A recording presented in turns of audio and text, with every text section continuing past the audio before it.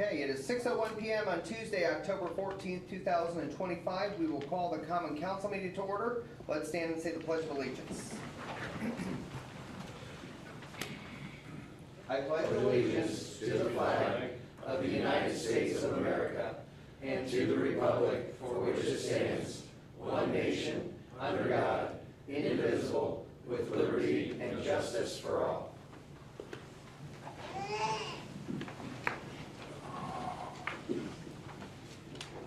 Roll call, please. Middleton, absent. Varga. Here. Romano. Here. Weigel. Here. Bachman's absent. In front of you are the minutes from our last meeting on September 23rd. I did give a couple of corrections to Leslie. I'm going to try to remember what those are. I think one of them was Under Chips. under Chip's report. I got to find it real quick. The company name. It's like H. Oh, HWC Engineering, yep. And then there was also, I think, a clarification On yours. on mine regarding the, oh, there we go. Yeah, regarding the mixture of the amphitheater and the downtown plan project. So you may have noticed, if you get the paper, that they kind of mix things together and said we were building a downtown amphitheater. That is not in the plan. So, but I think that some of that came from me talking about multiple projects at one time, so I just asked for a bit of a clarification in there that in the paragraph that starts, Mayor Daniel commented on the amphitheater and downtown plan projects. He shared that there's preliminary estimates presented by JPR engineering firm about the amphitheater at Eagle Park. So just to be clarified, that's the only, I think that's all I suggested. So, any other changes or corrections? Hearing none, can I have a motion to approve? So moved. Second. Motion by Jennifer, seconded by Chad. Further discussion? All those in favor show by the usual sign. It is unanimous of those present. Next up is swearing in of our new firefighter, Thomas. Proud to call forward Landon Tim to come get sworn in before the council and the community. He's going to be a great asset to our department, and very proud of him.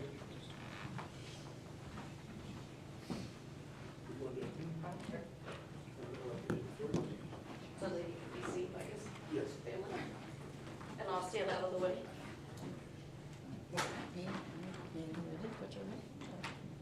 I I, Landon Tim, swear that I will support the Constitution of the United States, swear that I will support the Constitution of the United States, the Constitution of the State of Indiana, the Constitution of the State of Indiana, and that I will faithfully and that I will faithfully, and impartially impartially discharge my duties discharge my duties as a Columbia City firefighter as a Columbia City firefighter of the City of Columbia City, of the City of Columbia City, according to the law, according to the law, to the best of my ability, to the best of my ability, so help me God. so help me God.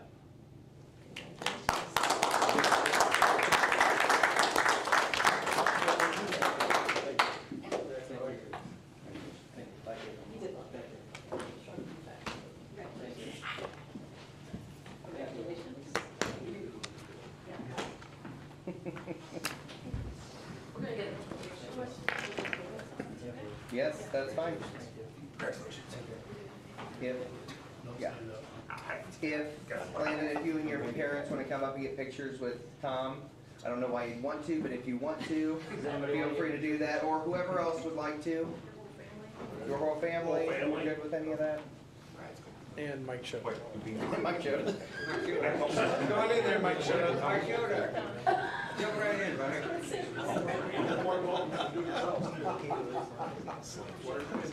And we have adopted Mike Shota. You want the flag in the background? Sure, let's do that. You grab Jennifer. I don't like that. Pull it over here. And they get one. No, that's the chair.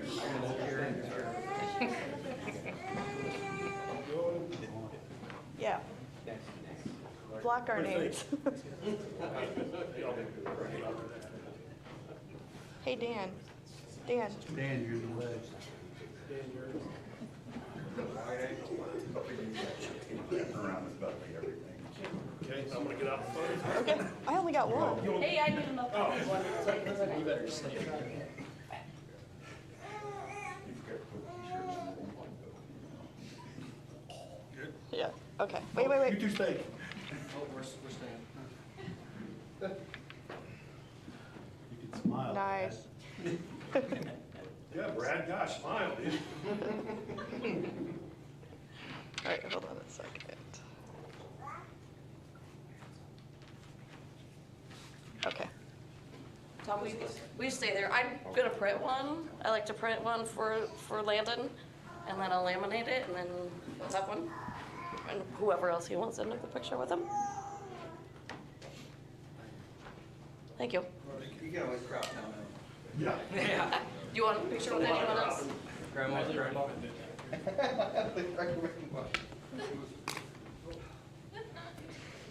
I think it'll be okay.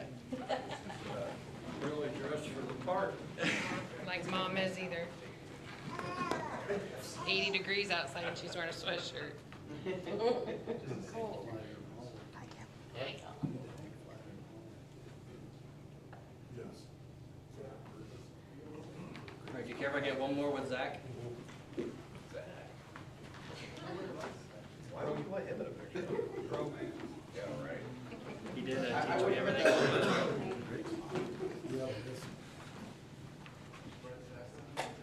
Yeah. All three. Simultaneously. Glasses off the head. Try it again. Zach, Tom's Got not it. your boss. Thank you. Tom's not your boss. It's true. Playing you, all guys. those Uncle Gary. Yeah. Well, I thought it would look better. Thank you, everybody, for coming Thank you, to guys. support. Hey, Landon. Congratulations. Thank you. And, yeah, you gotta have a card. It's a special card. Congratulations.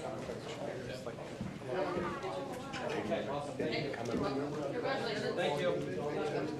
I really don't. You remember the football team? Some of the kids I coached are like, True. Yeah, yeah. heck, the kids Dan coached, they have great kids all the time. Landon was in my closest class. Really, I was a ton of guys. Special to- I was a swim coach. Have a good meeting. Yeah. Thanks. Okay. Okay, now we have a litany of ordinances and resolutions. So we'll start off with ordinance 2025-13. Do I have a motion to read by title only? So moved. Motion by Jennifer, second by Dan. Further discussion? All those in favor show by the usual sign. It is unanimous of those present. Please read ordinance 2025-13 by title only. Ordinance 2025-13, an ordinance amending chapter 156, control of post-construction stormwater runoff of title 15 of the Code of Ordinances of the City of Columbia City, Indiana. As a reminder, 2 meetings ago, John Goetz was here to describe and explain actually both this and the next ordinance regarding stormwater runoff, which is mainly driven by the state of Indiana and IDEM and US EPA, blah, blah, blah. So, in any case, any questions regarding ordinance 2025-13? Do I have a motion to approve ordinance 2025-13 on second and final reading? So moved. Second. Motion by Jennifer, second by Tad. Further discussion? All those in favor show by the usual sign. It is unanimous. Next up is ordinance 2025-15. Do I have a motion to read by title only? So moved. Second. Motion by Tad, seconded by Dan. Further discussion? All those in favor show by the usual sign. It is unanimous. Please read ordinance 2025-15 by title only. Ordinance 2025-15, an ordinance amending chapter 56, illicit discharge in connection to the municipal stormwater system of Title 5 of the Code of Ordinances of the City of Columbia, Indiana. Once again, this is part of that conversation that John Goetz had with us 2 meetings ago regarding storm drainage and the provisions that the state and federal government have basically mandated we put into place as a part of as a part of the overall MS4 community that we are. So, any questions, comments, concerns about that? Okay. Hearing none, can I have a motion to approve? Oh, I've lost it. Can I have a motion to approve ordinance 2025-15 on second and final reading? So moved. Second. Motion by Tad, second by Jennifer. Further discussion? All those in favor show by the usual sign. It is unanimous. Okay, next up is ordinance 2025-19. Can I have a motion to read by title only? So moved. Second. Motion by Dan, second by Tad. Further discussion? All those in favor show by the usual sign. It is unanimous. Of those present, please read ordinance 2025-19 by title only. Ordinance 2025-19, an ordinance amending Chapter 97 Streets and Sidewalks of the Code of Ordinances of the City of Columbia City, Indiana. So I'm gonna try to make this short and sweet, which is, for a long time, we have been enforcing Indiana code effectively, or at least Indiana precedent that has said that individuals between their property and the right of way, if you will, that individuals who own the property have to maintain the right of way.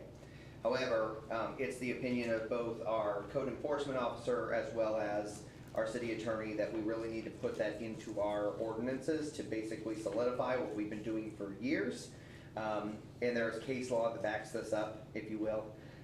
But this was actually created, Marcia and Scott, in conjunction with one another to be able to basically ensure that when we're enforcing law, that it's our law as well. Let's say it that way. So, And more specifically called out. yes. It doesn't really do that. Right, exactly. So it's more specific. It does lay out kind of, here's the responsibilities of property owners, which again is something we've been doing for years. We just haven't had it specifically in our ordinances. So between the two of them, they thought we needed to really put it into ordinance form. So Gary, I'm sorry. Seems reasonable. Yeah. Gary, do you have anything else you want to add to that? Yeah. Actually, I was trying to look that ordinance up here real quick. Yeah. That goes to the street, correct? Because I believe it goes to the, I'm sorry, go ahead. Because sometimes it says they have to maintain it, like our right of way goes way up into their yard. Mhm. So sometimes I want to make sure it goes all the way to the street. Yeah, so it says, so it says for unimproved right-of-ways from the abutting property boundary to the center line of the right-of-way, and for improved streets from the abutting property boundary to the edge of street pavement, curb, or alley stone, including, Good. green space, blah, blah, blah. I just want to make sure somebody Yep. didn't say, well, your Yes. right of way's up to here, I'm stopping Yeah. right here. Yeah. Now we got a mess. And Chip, this actually would pertain to Hannah Street that we've talked about in the past, just for the record, so maybe. We'll talk about that. Okay, that's fine. Just to bring it to your attention. Well, and to Gary's point, I think when we were discussing this, that's what someone was saying, right? That they didn't have to do it. Because it's not their property, Well, or, not had to go all the way up to the street. Right. And oh, so they up to the sidewalk, but not to the street side, Well, or it something was in like to there? the ditch, right, Yeah. Gary? Right, Yeah. correct. Yeah. And so that's why. yeah. Which again is really what, there's case law at the state of Indiana that Yeah. we've been enforcing, if you will, but I get you, okay. Any other questions regarding 2025-19? Have a motion to approve ordinance 2025-19 on first reading? So moved now. Second. Motion by Tad, seconded by Jennifer. Further discussion? All those in favor show by the usual sign. It is unanimous of those present. We'll move it to second reading at the next meeting. Resolution 2025-16, I'm sorry, let me try that again. Can I have a motion to read resolution number 2025-16 by title only? So moved. Motion by Jennifer, seconded by Dan. Further discussion? All those in favor show by the usual sign. It is unanimous of those present. Please read resolution number 2025-16 by title only. Resolution 2025-16, a resolution of the Common Council of the City of Columbia City regarding the capital assets policy. And I can speak to this. We just went through our 2023-2024 audit. And we have an asset book that's probably this thick and probably not quite up to date. So it was brought to our attention by the State Board of Accounts that right now our amount for assets that we start at is $1,000, and they said that is extremely low. So we reached out to the accountants, Crone, and they also said, yep, that's very low. Buzz advised that we should at least be at $10,000. So that's what I'm asking for approval on, that we change our asset values to $10,000. Anything that the department heads and myself would feel that we would need to have that's under the $10,000, we have the approval though to put it as an asset. So I'm asking for the approval from 1,000 to 10. Any questions from council? Are you I'm sorry, are you So confused? does this go on the balance sheet then, or, This is what we would list as a fixed asset. okay. Okay, so it's going out to purchase. I can't hear you. It's No. not going out to purchase. No, it's just what we already have that's valued at this amount or Okay. below, that it goes in our fixed assets versus a Okay, and theoretically, Yeah. that would shrink the size of this, book. yeah, okay. Yeah, so if anybody's like, Like, I got PBTs that cost like $1,100, I gotta put them on there, yeah, but PBTs being portable, breath test. thank you. yes. Okay. Yeah. So, but so those fixed assets, when we go to do bonding and everything, does that count against that then, if those aren't? I don't know. No, I don't think No, so. we asked the accountant, sorry. No, you're. We did ask the accountant several different questions, and he said it may affect the depreciation a little bit when we're filing everything, but based upon what we're up against currently at $1,000, they said that we'd be silly not to increase anything, because Okay. nothing else will be affected by this. Okay, so, Other than it's gonna be a lot less headache for the department heads, a lot easier for our office to be able to track the assets. Because sometimes we have assets that we don't always know that we have as an asset. Because of the $1,000 limit. Because of the $1,000 limit, yes. So if somebody were to get a new piece of equipment, Matt, you got the field scraper last Drag. year, The the drag. drag, thank you. It was over the $10,000 limit, right? So we would want that as a fixed asset. But Mike, I think some of your equipment, with like $3,000, we wouldn't necessarily need to list that as a fixed asset unless Mike felt that, yep, it truly needs to be on the list. Does he keep track of it in his own inventory? No, the department heads are required to fill out a report. So we have a report that we've put together. I've actually revised it, made it a lot easier, so it's actually PDF fillable, and I'll send it to you guys. To where you're gonna list your asset, you already have the list of your assets and should be updating those to give to Katie. But you'll list the asset if it's a new purchase, or if it's replacing a current asset, we need to know that obviously so that we can change everything out. And then we keep that for the State Board of Accounts, okay. because we do have to upload that into the gateway. Is that for insurance purposes and everything else, so that they have those documented, I assume? Well, insurance is a little bit different because we have a blanket coverage. Oh, okay. But this is truly, we have to upload all of our fixed assets into the gateway so that the State Board of Accounts will see those Okay, when we go through the audit. So more than anything else, it's really an accounting for the state board, so that they can see, okay, here's the cash side, but here's the, the property or the fixed asset Yeah. side, if you will. So it really, it's an accounting for what we have effectively, or what we've purchased that are long-term things, if you will, but. okay. So they just don't want to see all the nickels and dimes then? Right, so even talking to the State Board of Accounts today, they were saying that they went to a town that has less than 1,000 residents, very small, and their limit was higher than 1,000. They were already at 5,000. So we're definitely behind the times on increasing the assets. I know the guys would probably appreciate not having to do $1,000 all the time, so. But maybe to answer the question, they do have the listings, and They have their own They have internal- their own internal Okay. stuff where they account for those things as piece of equipment, but as for, not that there's $1,000 shovels, but like I'm just giving, examples of these little things that, while $1,000 is a lot of money, don't get me wrong, it is a lot of money, we can burn through $1,000 worth of chemicals really, really quickly at the wastewater plant, right? We can burn through $1,000 worth of probably chlorine gas fairly quickly at the water plant, right? So, it's one of those things to make a balancing act of having accountability for the small stuff, but really from a state perspective, ensuring that we're accounting for what they want us to account for. Sure. Does that make sense? Yeah. Sorry, it's a little muddy, And so. it's non-depreciating until you replace it or get rid of it. So we have to keep track of the concrete behind the firehouse. It's on my fixed assets. Okay. In case someone takes it. Yes, nobody would know. Jackhammers it up. Someone comes and Fixes digs it up. takes it. Any other questions regarding the resolution? No. Okay, can I have a motion to approve resolution 2025-16? So moved. Motion by Tad, seconded by Dan. Further discussion? All those in favor show by the usual sign. It is unanimous. Thank you.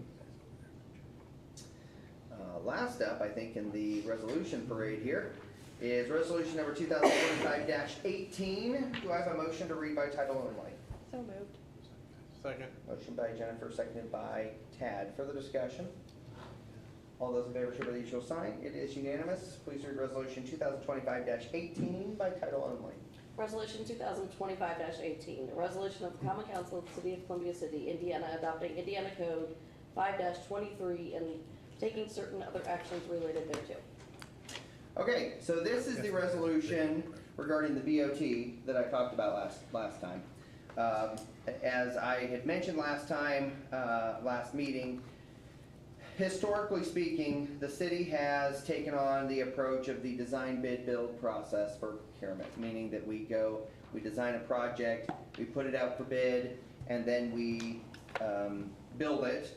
And a lot of times, the builder is obviously not the engineer, and so they'll come to the engineer and say, hey, how you engineered this doesn't exactly work in practicality of how we built it. And so now we need a change order. Guess who gets stuck with that bill? We did, right?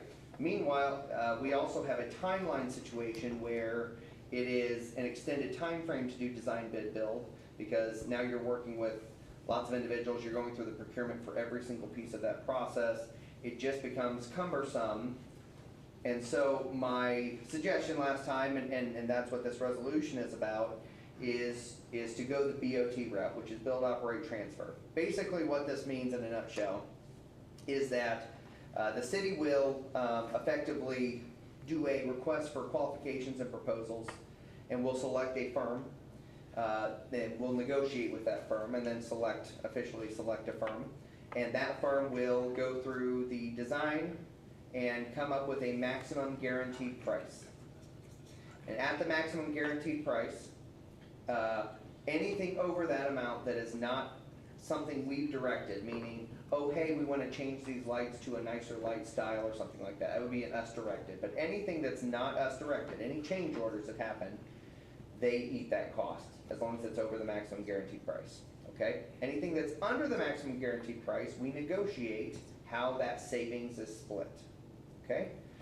Further with the BOT process, and basically with that firm that we hire, if you will, that they, and we would do, like I said, qualification-based selection, is that they're able to go specifically to individual contractors for the electrical, for the water, for the piping, let's say, for the construction materials, for the landscaping, for all that kind of stuff. And so instead of maybe having one firm that has these 2 or 3 specific subcontractors that they always use, now it's something where they can literally go out and bid every little piece of that at the same time to get the best price for us and certainly for them. Further, I guess I would say, kind of along that route, by the way, I did put up the Eagle Park Phase 1B, which is the amphitheater, in a few pieces. It's also in your box, but I put it up for public sake, so give me 1 second while I move the camera over so the public can see it, who may or may not be watching on YouTube. Effectively, this is the kind of conceptual design that we have for the amphitheater. Just to give you some real kind of perspective here, up here, basically right there, that is the swing that's already built. And the 2 additional swing sets that are called for in the kind of concept document, if you will. 2-sided amphitheater. One side, which would be the Whitley Street facing side, of the left side of the screen. That would be the smaller amphitheater side, the smaller kind of, we'll say ground level side, where individuals can, we can host little get-togethers. You can actually have probably a wedding in that kind of green space lawn. Lots of different activities available in that lawn space on the west side of that building. I apologize, west side. On the east side is the larger amphitheater. That's for the larger concert type things. And, I'm sorry? For Foreigner, or Journey, or Styx, or REO, or any of those great classic rock bands. But you'll see there is a space built out there for ADA accessibility. There's space for terraced, kind of terraced lawn seating as a piece there, and then that larger area that's circular in between the sidewalks there. That larger area would be effectively grass lawn space. And then the cool thing about how this is designed is that once the actual full project is completed, the roadway that currently bisects the property north to south, right next to the pickleball courts and the track and all that kind of stuff, that roadway eventually will go away, and you'll have athletic fields behind there, which will also be able to be overflow space. If we really do want to bring in a national act, there will be space to be able to do that. So again, it's conceptual design, it's not final design yet, but ultimately that's kind of where we're thinking. So the BOT, again, would be a scenario where we would hire a firm to kind of handle everything from basically here to the end of construction until they give us the keys. They can also do financing piece and all that kind of stuff. The last thing maybe I'll say about this is, which I really like about BOT, is that we can mandate local contractors. So if we, with the BOT, we can, when we, assumingly, if we hire the firm to come in and run the project for us effectively, we can say, we want local electric, we want, local grading contractors, we want local landscapers, and by local, we can define that. Is that Whitley County, is it Northeast Indiana, is it Indiana, whatever the case is. So we have a lot more control over those pieces instead of just saying, hey, you're the lowest bidder, here you go ahead and build the project.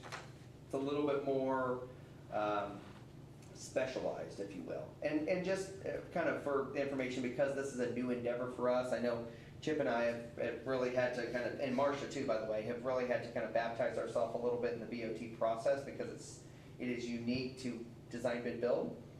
And I will say it is becoming a favored process with lots of cities. And in Northeast Indiana alone, Auburn has gone through it, or is going through it, and Garrett is also going through it right now. So there is now more and more communities that are accepting the BOT process because of the speed, and because of the flexibility of the process, and certainly the no change order thing is a massive thing for us. So open to answer questions that you have about that. The first step of the process is that the council basically passes a resolution, says, yes, we're gonna adopt what Indiana code says is the BOT process. So that's what this resolution is. So after, let's say everything's done and it comes in under budget, who's the arbitrator in the negotiation to make sure that it's amiable and fair for both parties? So that will be laid, so after we get the guaranteed maximum price, before they put one stake in the ground, after we agree upon the guaranteed maximum price, there will be a contract written that will state all of that stuff from the outset. So before the contract is even, before anything is built, we will have a contract that will negotiate those terms of what is that savings percentage for each of us. Because ultimately, both parties will actually end up benefiting. Well, ideally. From that savings, right? Yeah. So, but the other side of that is we also don't want to cheapskate it either. We want it to be a long-term, solid facility long-term. So, yeah.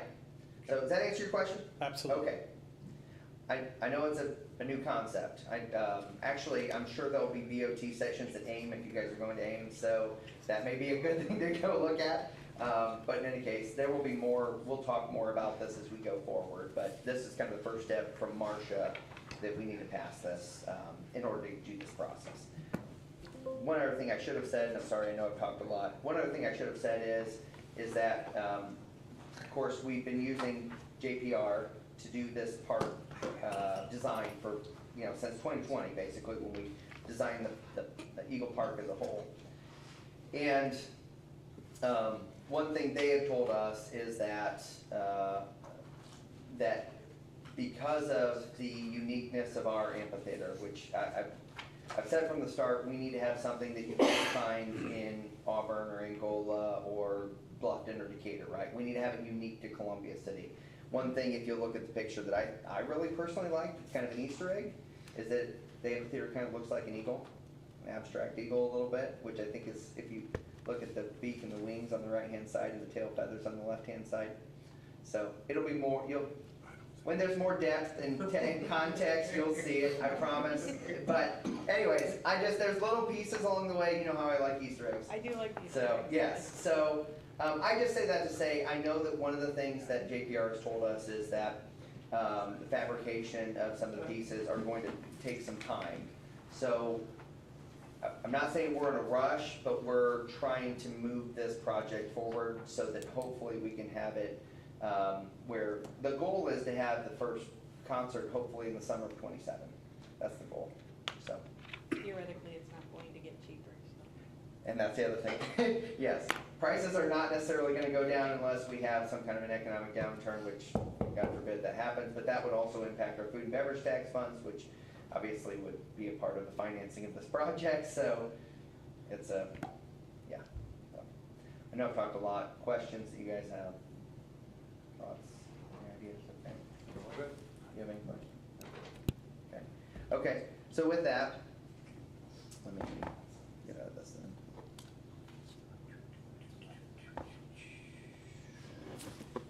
Okay, so, can I have a motion to approve resolution number 2025-18? So moved. Second. Motion by Tad, seconded by Jennifer. Further discussion? All those in favor show by the usual sign. It is unanimous. Thank you for that. We will start working on that, so. Okay. That one, yes. Okay, I think next up is the policy changes. Gary? I think that's you.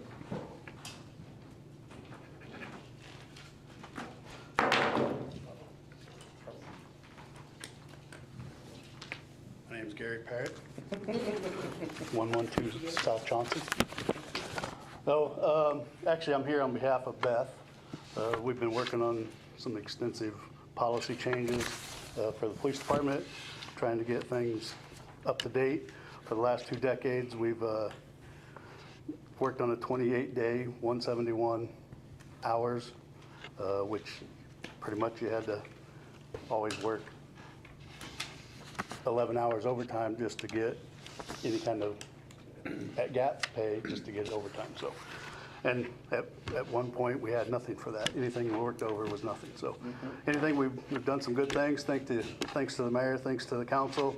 We're actually changing it to a 14-day, 80-hour work schedule. We have filled the proper paperwork out, formed in with the clerk's office. So, I can just read you. It's 4.4. Work scheduling, it says police officers shall work, and then 14 days, 80-hour work period before overtime applies. The chief of police will determine the actual work schedule. So that goes along with what part of my update here. As of October 1st, we transitioned to a 12/8-hour work schedule.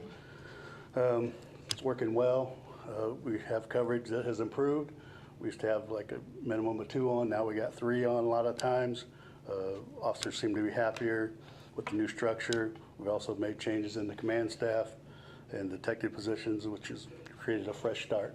It's brought renewed energy to the department, and it's great to see everyone embracing the change and maintaining a positive work ethic. So things are going good, but we got to get these policies up to date, and that's one of them. So you guys, I try to put these in how they were listed in the things. So.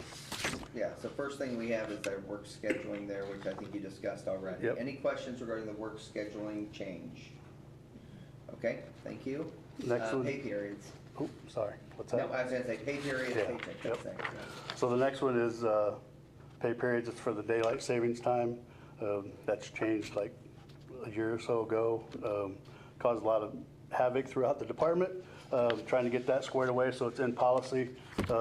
Springtime change. Any employee who is working during the spring daylight savings time change will be paid for actual work hours of 7 hours. However, and this says the employee, but I'm going to ask Beth to change this to the chief. the deputy chief or the designee may offer options to come in an hour early or an hour late, or use personal vacation or flex time to make up that hour. The employee supervisor shall approve in advance the employee's selection. And then in the fall, time change, you'll obviously be paid 9 hours. And if that creates overtime, it's overtime. So any employee working during the fall, daylight savings time change of time will be compensated for total hours of 9 hours.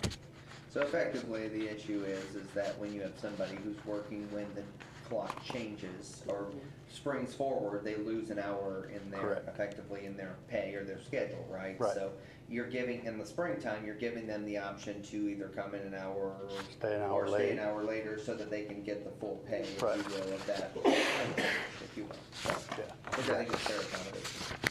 100%. And then last is bereavement pay.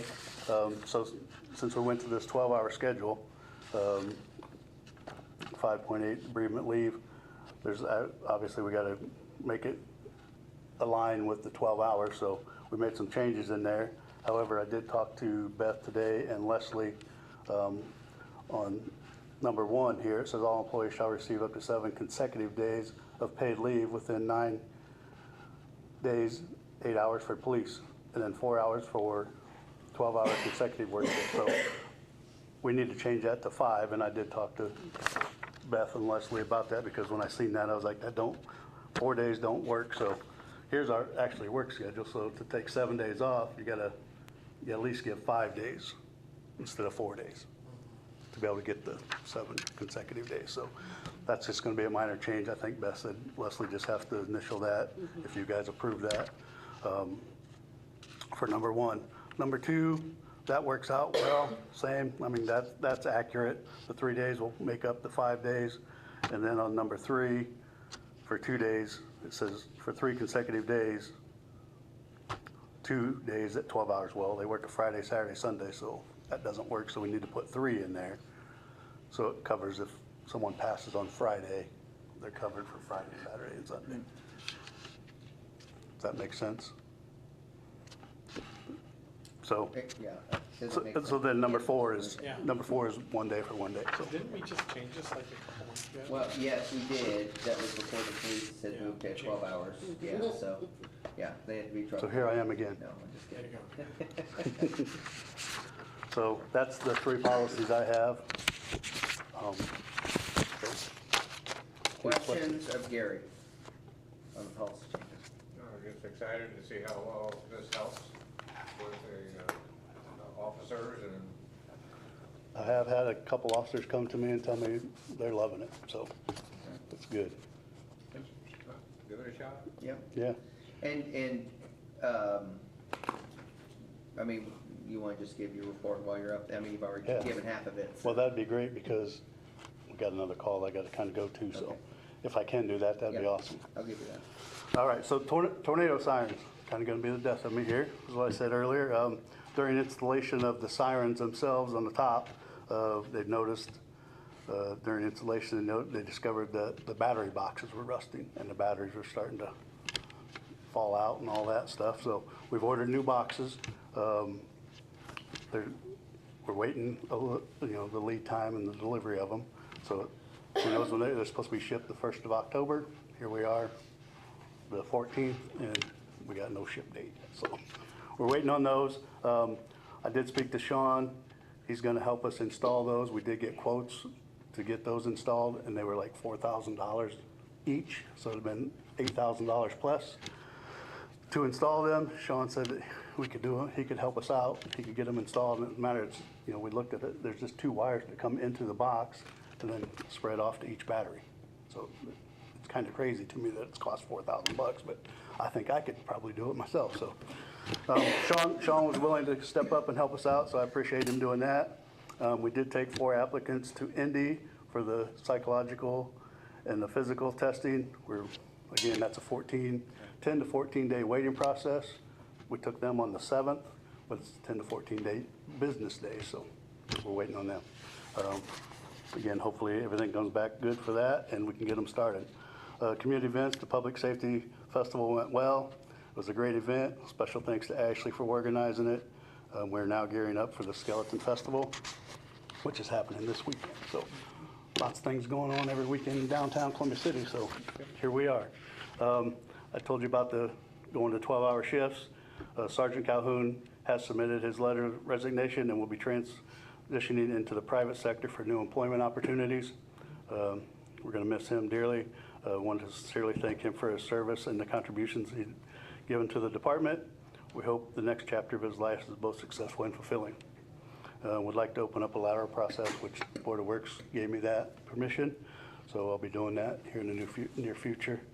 And then just obviously I'm working on other benefits like the personal vacation with Beth and Sally on the, to accommodate 12-hour shifts, similar to what the fire department does for their 24-hour shifts. That's all I have right now. Questions of Gary? Gary, All right. dismissed. May I be? You are dismissed. Yeah. You need to. Okay. Can I have a motion to approve the policy changes as presented? So moved. Second. Let me make sure it's clear. So I said as presented, meaning as he presented with those changes that are not necessarily noted. So, yes, that's okay. Okay, just make sure I'm clear. Further discussion. All those in favor show with the usual sign. It is unanimous of those present. Okay. You want to work on that first before we go on?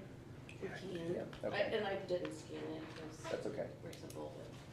Okay, so as we've done in past years, and as you know, we are a growing community, and so we have the ability to do an excess levy appeal, which basically says, hey, because of our growth, we should have some ability to flex that maximum growth quotient, if you will, in our tax levy. So, Gus Crone's office has put together the excess levy appeal. It's been accepted effectively, right? It's been accepted with their approval. It will be accepted with this, With and this, then we okay. have to get that Yeah. submitted to State Board of Accounts for, if the deadline is the 20th, so Monday. So as a reminder, they do a 3-year growth factor, and it depends on how your growth is. Obviously, we've been a growing community, so we have some ability to flex that, especially now with the caps and the decrease in the amount of money we're gonna have. We are able to do a 3-year growth factor, so it ends up being about an additional $293,000, which is a big deal for us. It's a little more than we lost or we're expecting to lose, so I won't say we're quite even, but we haven't approved it yet.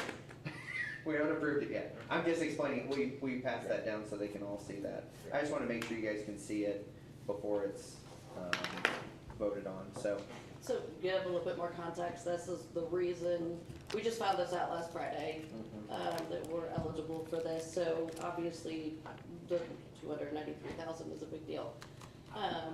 Thus the reason why we made the calls last week to push the adoption of the budget back to next Friday, so that, because we had to go in and update all the forms on the State Board of Accounts and meet the timelines, and so I appreciate everyone being available to move everything around, because the day that we are gonna adopt the budget is the last day that we can, so we will be submitting everything right after that meeting. So we're kind of down to a crunch, but felt that it was necessary to do. So apologize for the late notice on that. I know that the clerk's office had reached out months ago to have this worked on and just didn't get a response back till Friday, so. Yeah. So in any case. Do you need this back? Yeah, I do, so I know the resolution number. 2025-20. Thank you. It's partially signed by Dan. Okay, any questions about this? I guess I should do this first. Do I have a motion to read resolution 2025-20 by title only? So moved. Second. Motion by Jennifer, seconded by Ted. For the discussion. All those in favor show by the usual sign. Please read resolution 2025-20 by title only. Resolution 2025-20, petition to appeal for an increase above the maximum levy. Okay. Any other questions? I move we accept that. Motion to- 2025-20. Motion to approve resolution 2025-20. Okay, so Tad motions, Second. second by Dan. Further discussion. All those in favor show by the usual sign. It is unanimous of those present. Thank you. Sorry for the late notice on that. And when you are signing, make sure that you're signing for and against columns as well.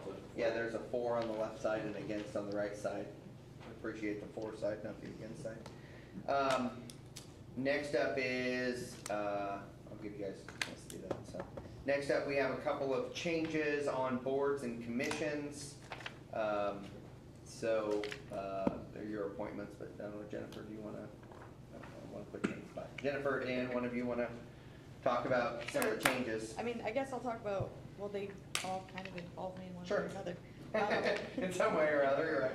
You're right. So I will be stepping off of the plan commission and also the tree board. So that opens the opportunity for other people to step up for those if they are interested. I think we have some guidelines we need to follow on the plan commission one. It needs to be an elected official. Or appointed person, yeah, it has to be someone from inside city government, yes. Right. And I believe Leslie has some interest in Yeah. that. Leslie volunteered to fill that position unless somebody else wants it. Yeah, you're kind of, you're loaded out. I'm overloaded. Yeah. I know how many you're on. But I doubt that Brent would want it because I think he I don't actually. think I think that's what he does. Yes, because I don't think he can do that, so. So Leslie volunteered to take that position. And then we also have an opening in the tree board. Mhm. The tree board can be anybody in Whitley. Anybody in Whitley County can serve on the Columbia City Tree Board. who I have an hopefully- idea, Okay. and I'll reach out to tomorrow. And hopefully that person will care about trees and our tree Yes. canopy and maintaining our Tree City USA status. Yep. Absolutely. When does that take effect, or is it January, or just ASAP? Effective immediately. Yeah, I think the term goes, the term of this. It started in 2024, so it would Yeah. run through 2027. For term. For your term. Mhm. through the end of 27. And meeting is this week? Third Tuesday. Third Tuesday at 6 o'clock. Okay, In so here. next week. Yep. So- Third Tuesday. Now, obviously, we won't have somebody appointed for our next meeting, but Yeah. that sounds like, I mean, do you want them, what do you want them to do? Like, if Tad talks to somebody, you want him to get you the information, or? Sure did. I can, Yep. yep, So we can be ready to roll. Sounds good. Do we have to have a vote? Well, if you're going to appoint Leslie to the plan commission, yes, you need to take a vote on that, so. There needs to be a nomination, a second, and then, yeah. I nominate Leslie for the planning commission position. Okay, then I make a motion. That is his motion. That's his motion. Yep, so I need a second. He did. Oh, He did just second. Dan seconded it? Okay, I'm sorry. He just did. I'm sorry. I did not hear that. I apologize. I have a motion to appoint Leslie to the now vacant plan commission spot, seconded by Dan. Further discussion. All those in favor show by the usual sign. It is unanimous of those present. Congratulations. And then the last commission thing to mention is the art commission. I'm staying on art commission. However, we have a spot that expires on December 1st of this year. I have asked the person who's currently holding that spot if they want to continue, and I don't have an answer yet. But Okay. So let's, if you're okay. That was a council appointment. That is a council, yes, that's a council appointment. So, do you want to table it to the next meeting? or- We'll just Okay, wait till next. so we'll table it to the next meeting on that, and then we'll also table tree board appointment to the next meeting as well. Cool? Yep. Okay, very good. Department head reports. Mikey. By end of last week, we had a squirrel get into the substation, north substation, and What substation? the north, up by the tower. Jeez. Well, it's up there, it's north. Why do I have to put up Don't with this? distract him. Just keep going, Mike. But anyhow, the squirrel had a big power outage. Yes. All in town. Well, our booster station between Starbucks and the hotel there took a bad hit from that. It blew up our VFD that runs one of the booster pumps. It also took out our SCADA system. And so with that, it was like, we have to just get it back to running because that supplies, it boosts the water across north, all north of 30. And if there's a fire, like, and Tom would attest to that, they would not have enough pressure to even hook to a hydrant. So Peerless just happened to be in town going over some other stuff. They went up there. They happened to have one in, I believe their office in Peru. They went and got it, brought it back, hooked it back up, got us running. But then we had the problem with SCADA, so we got a hold of J&K. They've been working on it. They worked on it again today. We have that set to hook up to fiber. It's all ready to go, but the PLC that's in that station is obsolete and will not hook up to fiber. So we're in the process of trying to get another PLC, get it programmed and everything, so we can get it all hooked up. And then last night, we had a fuse blow on well 8, which we're only running on 2 wells now because well 9 is still down. Called the electric guy in. We were able to find it. Had a fuse in the cupboard there, so we got it running. I don't know what else can go wrong. It's going to cost me more money. So when you're talking and saying you don't have money, this is what goes on. Also on South Whitley, there at Hannah, their SurfNet, when they bored their line in, went through a storm drain and did quite a bit of damage. They're going to be responsible for it, but what we did was we went and got a price from Wygens to do the work, and we're going to furnish all the pipe and everything. They're going to dig it in for us and that, so.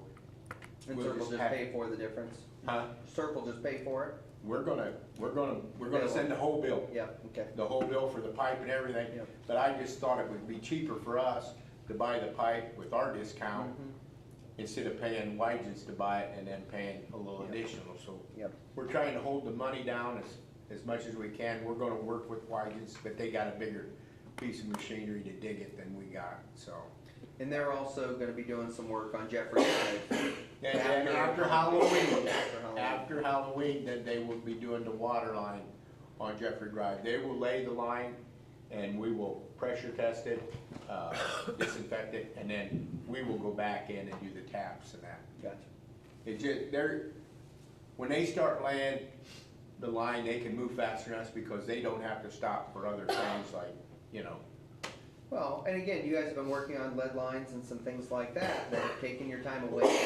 We had thought we were going to have this Jeffrey Drive thing taken care of by now, but because Right. of some of the other But projects. we've done we had 2 water main projects planned for this year. The one is done, so, it's not been that bad, but then we had the problem with the lead lines and that, so. Yep, gotcha. Yeah. Any questions of Mike? Okay, thank you. Chip? So over we had the, oh no, okay. You're still 99.6% or 4%. We had the ribbon cutting for the Blue River Trail, which I think went really good. We are moving ahead with the railroad crossing for the ADA compliant railroad crossing on it. So that will take a couple months, but we are going ahead. And now after you guys pass this, I've got a BOT contract that's in the mayor's office that we can hopefully get sent out and get moving on that. By contract, he means an RFQ. RFP. Yeah, sorry.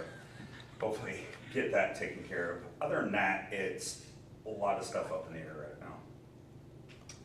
Questions of Chip? Thanks to all 3 of you for showing up for our ribbon cutting today. Really appreciate that. Again, this, and I said it today, but I'll say it again, the trail is being used a lot.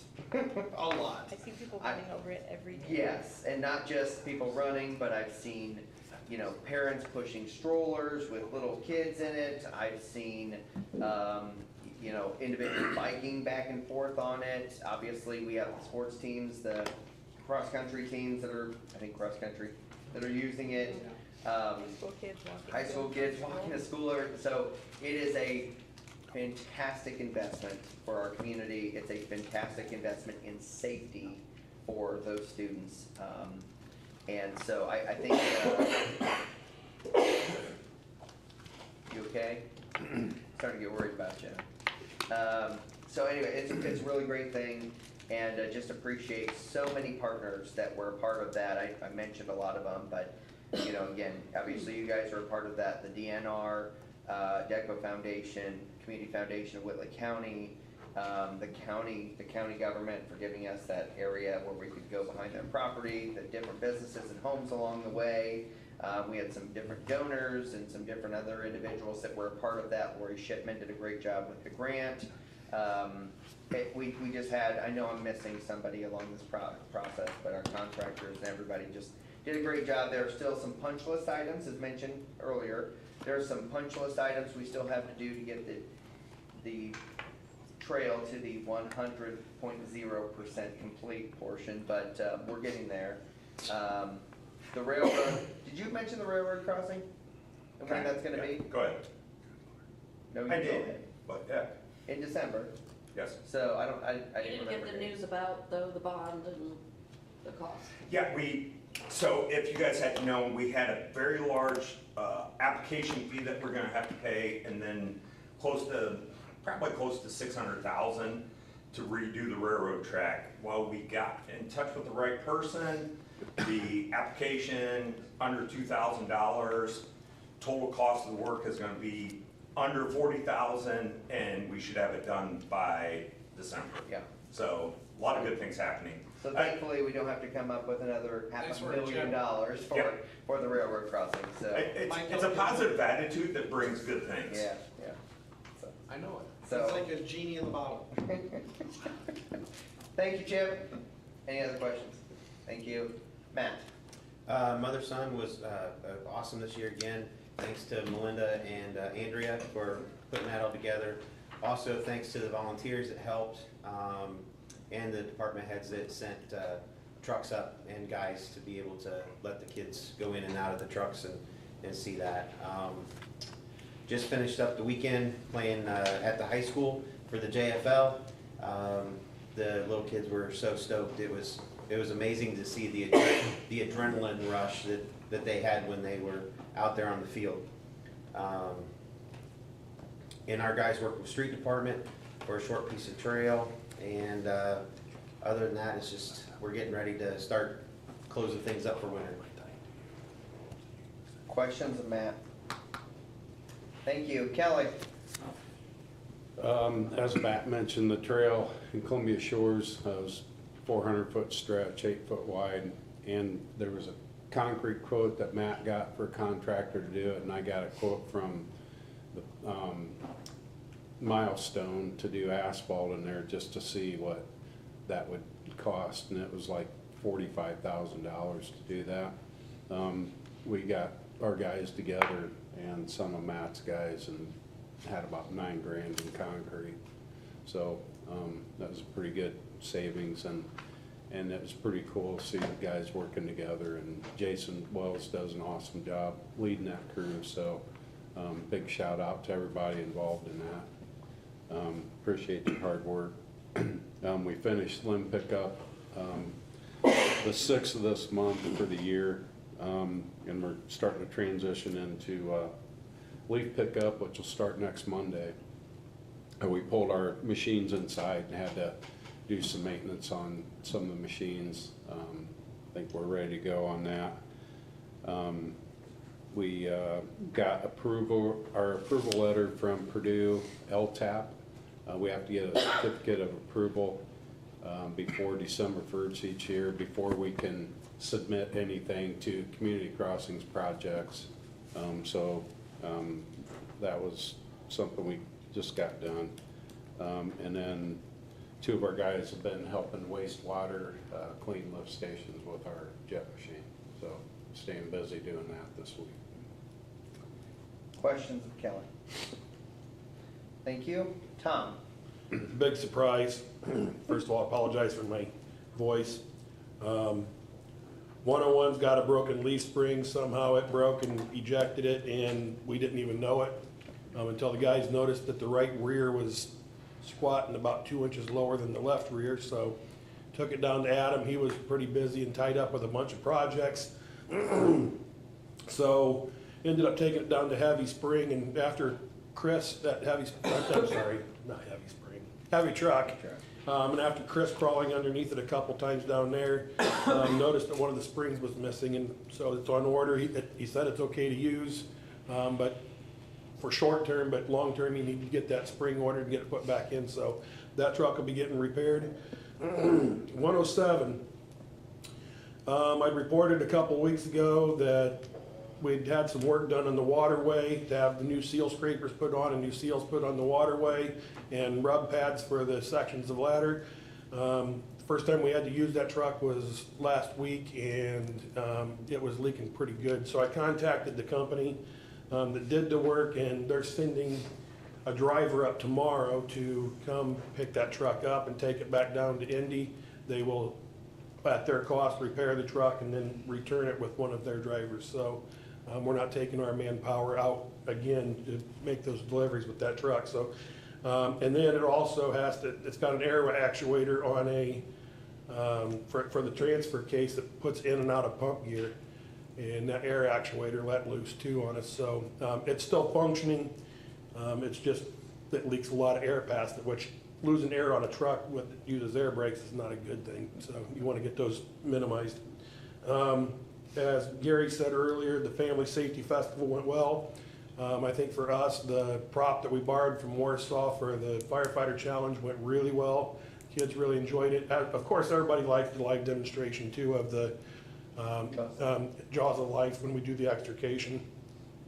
And talking to Ashley, we may actually change that up next year to see if we can't come up with, there's tons of things we can do. So do something different, because that's 2 years in a row we've done the extrication. So maybe we'll put a shed out there catching a fire or something. I'm kidding. No, we'll come up with something. But are you exciting? Are you kidding though? Am I? Question at the top. Thank you, Hannah. At our last meeting, I wasn't there, but I got the report from people that were there. And the first thing they did was they talked about the plans for the city. So at the beginning of every meeting, we asked the mayor about all the rumors we've heard of like what buildings going up, what the road closures for, what's happening. And then this year we're learning about county government, and so we took like a pre-test kind of on it, and then divided up into groups and played a game about what we learned based on what we got wrong on the tests. And then for lunch we went to Downtown Square, and then our service project was cleaning up the trails, which is always a favorite. Questions? Leslie, we may need more candy because she's been eating candy like crazy over here. Thank you. Leslie? I have nothing. A couple other reports. Mike Cook, I forgot to say this in Florida Works. So Mike Cook, there was an IDEM, he reviewed the IDEM report. We had a facility inspection on 9/9, and we just sent the response, the official response on 10/3. Spectra Tech started their cleaning process on 9/29. Probably, if you've seen the city's Facebook page, you saw them power washing. That is not our drinking water. That is a wastewater thing. So, just in case that gets questioned. We did replace an ARV on the Steel Dynamics force main. That's an air release valve on 10/7. We are doing the annual biomonitoring. Fuel tanks on all lift station generators have been topped off for the year, and they're continuing to work on the stinking ammonia issue that we've been having for months now. We've had passing results since 10/2, but he says I'm not getting excited yet. So, so we'll see where that is. And he is out on vacation right now. But besides that, Let me load up the others here. Terry says they installed new Buffalo units at the MSF and they're moving data at this time. Worked with ESO on fire department software. There's issues with the company Sonic Wall breach. So Sonic Wall is our kind of our firewall. There was a issue with their company was breached that happened approximately 4 weeks ago. The company advised this week that it was more serious than they thought and there were significant things that needed attention. Now, when I heard that, alarms started going off in my head and Terry calmed me down and said, it's not that they breached our system, they breached the Sonic Wall company system.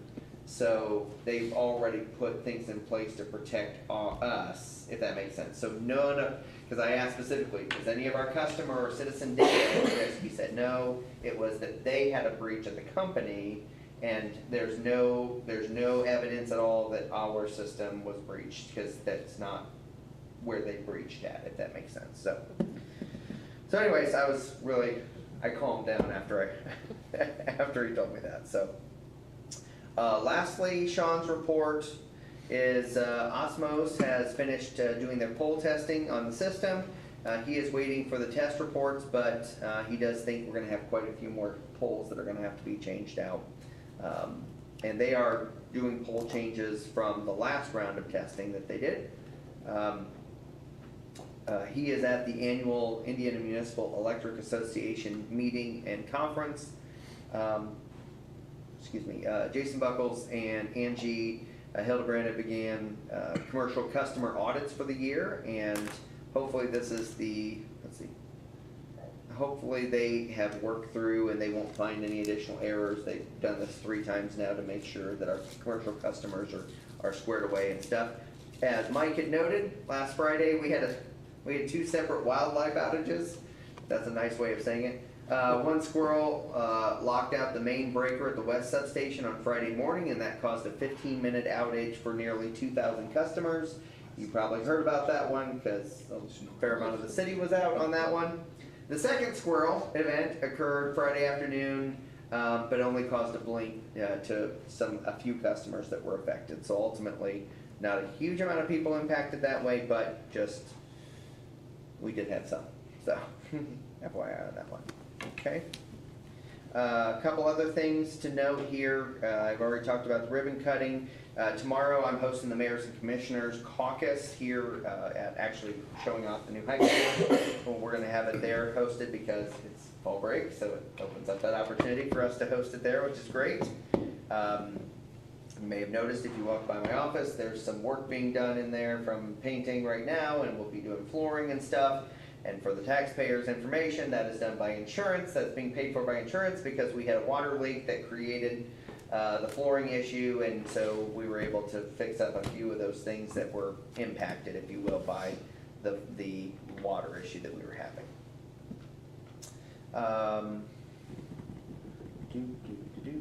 Next week is the AIM Ideas Summit, so I will be out. I know some of you are going as well. I will be out of the office from Monday through Thursday for that summit. That's the annual Cities and Towns Conference that a lot of us will actually be at. It's a huge, not quite week of education. Education on the new laws that have changed, on new projects and policies and all kinds of things that we get to learn a lot about. And one thing I hope that the individuals that watch this know that when we go down, we kind of like divide and conquer. So we'll have some people in this workshop and some people in this workshop and some people in this workshop. And the nice thing is we get to learn from other communities and we get to learn from the experts in those fields. And I always find it to be super, super valuable time because I come back with ooh, look at all the 5 other things now that we can do that I can add to my plate and add to their plate. So in any case, really thankful for that. Last night, Ryan Adamson, who's in our audience here, was elected to replace Jenny on December 1st or whatever the date that is, as the new Southeast District City Council member. So we welcome Ryan to that position in December. But I know that he's already hit the ground running. I gave him a full thick packet of information from the AIM the book, the AIM book, if you will, about city council and taxes and mayor stuff and all kinds of stuff. So I know he's working hard through that pack of information, so appreciate you doing that. And then also yesterday at the caucus, Stacy Petrovas was elected. We were all there.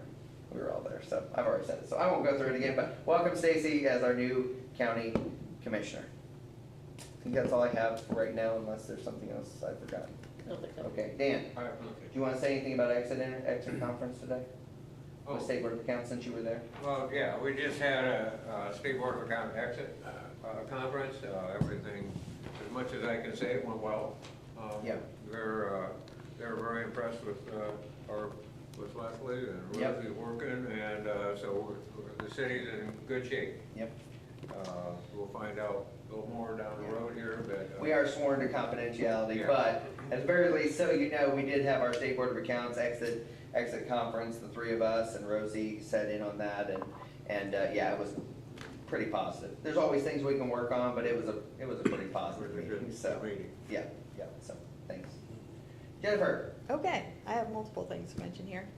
First of all, 2 weeks ago, I attended the Indiana Landmarks Foundation Historic Preservation Conference in Fort Wayne, and similar to AIM, you go there expecting one thing, and you end up with a lot of other things, and some of those things I think are helpful to our city. Yeah. I was there in my capacity as county historian, but again, found things that would be helpful for the city, so I will probably be sending you things in your email pertaining to that. Sure.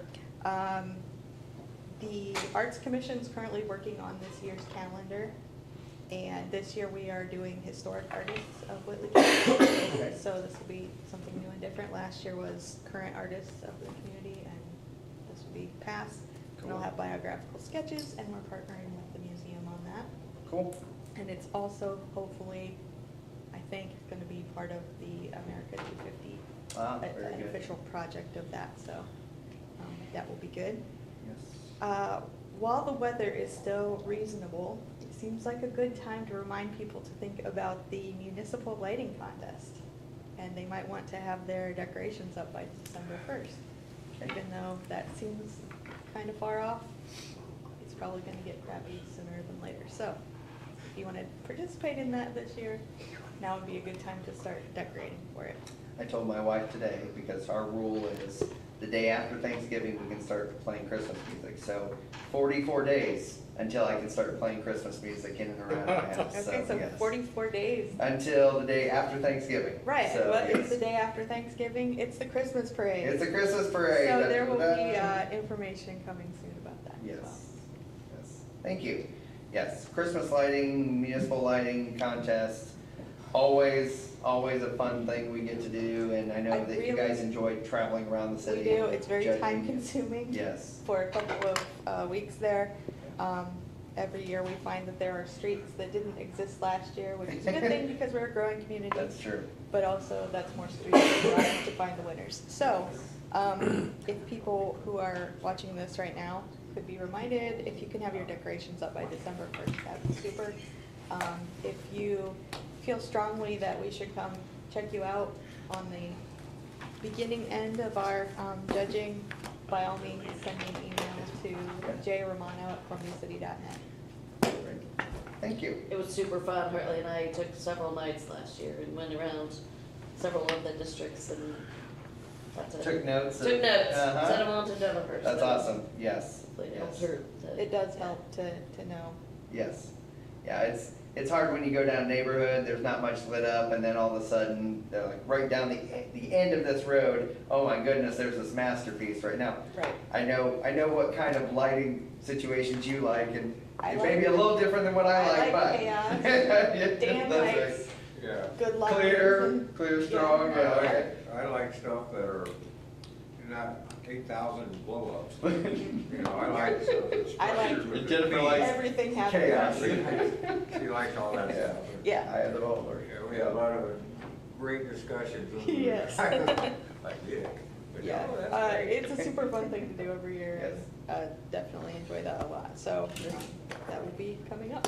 Okay, thank you very much. Oh, and a Yes. reminder to people, by all means, if you've won in previous years, still participate, Yes. though we do try to not pick winners back to back. Consecutive years, yes. So if you won last year, please decorate your house, but know that you're not up for consideration this year. And also encourage your neighbors. Yeah, absolutely, for sure.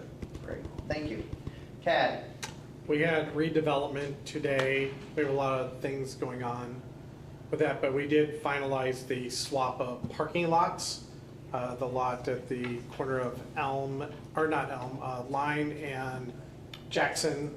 We swapped with a parking lot that the county had at the corner of Washington and Van Buren Street. So it's been in the works for a while. Yep. So that got finalized. That's another legacy chat project, I Yep. think, so. Yep, so, but it's finalized, so. Great. Thank you very much. I have one more thing. Yes. I forgot to mention, State Board of Accounts will be here tomorrow. A different state board of Different, accounts. yeah, for a different, reason, but, let's say Tuesday, so Wednesday, Thursday, and then maybe, Monday, Tuesday. So Dan and I actually have the entrance interview on Thursday at 9 o'clock, and then we'll have an exit interview shortly thereafter once she's done. And that's for ARPA, right? It's- That's for yeah. ARPA funds, Yeah. so it's outside of our normal budget stuff, which, again, State Board of Accounts was in to do 23 and 24. That's what our exit conference was today, so, okay, thank you. We have no press, anything from the audience? No? No. Okay, then with that, we will call the meeting adjourned, thank you.